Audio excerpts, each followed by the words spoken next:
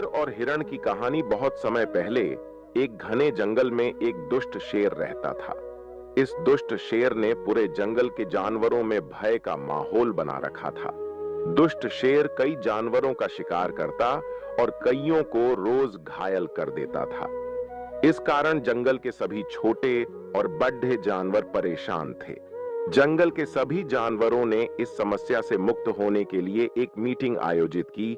इस मीटिंग में जंगल के सभी जानवर इकट्ठा हुए। सभी जानवरों ने मिलकर यह तय किया कि क्यों ना हम सब मिलकर उस दुष्ट शेर से मिलकर चर्चा करें।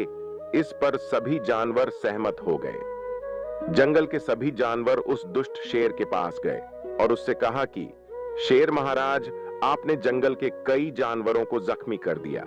कई छोटे छोटे जानवरों को आपने अपने पंजों से मार दिया। आपने अपनी जरूरत से ज्यादा शिकार किए। इस पर दुष्ट शेर ने कहा कि मैं जंगल का राजा हूं और तुम सब मेरी प्रजा हो। हालांकि मेरा यह अधिकार है कि मैं इस जंगल में जो चाहूं करूं, लेकिन चलो ठीक है, तुम सब इकट्ठा होकर आए हो तो मैं तुम्हारी बात मान लेता हूं, लेकिन तुम सबको भी मेरी एक बात माननी पड़ेगी।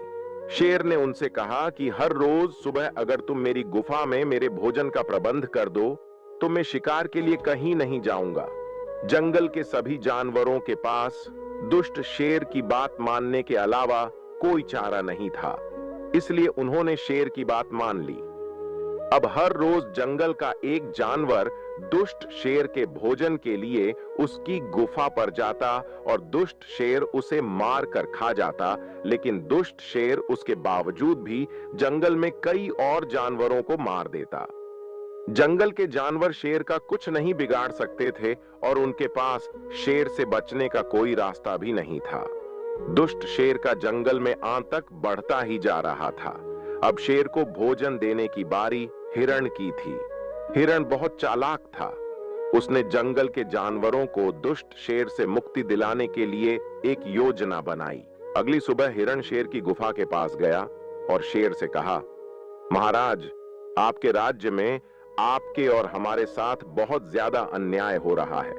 हम आपके लिए रोज एक मोटा ताजा शिकार भेजते हैं, लेकिन रास्ते में ही एक दूसरा दुष्ट शेर उसे मारकर खा जाता है और हमें आपके लिए कोई दूसरा जानवर भेजना पड़ता है। आज भी हम दो मोटे ताजे हिरण आपके लिए आए थे, लेकिन एक हिरण को उस दूसरे शेर ने मारकर खा लिया। मैं किसी तरह से अपनी जान बचाकर आपके पास पहुंचा हूं। मैंने उस दूसरे शेर को आपके बारे में बताया, लेकिन उसने आपका नाम सुनकर आपको बहुत गालियां दी और कहा कि उस दुष्ट को तो मैं आज ही मार डालूंगा। यह सुनते ही दुष्ट शेर को बहुत गुस्सा आ गया और उसने हिरण को कहा कि कहां है वो शेर, मुझे उस तक ले चल।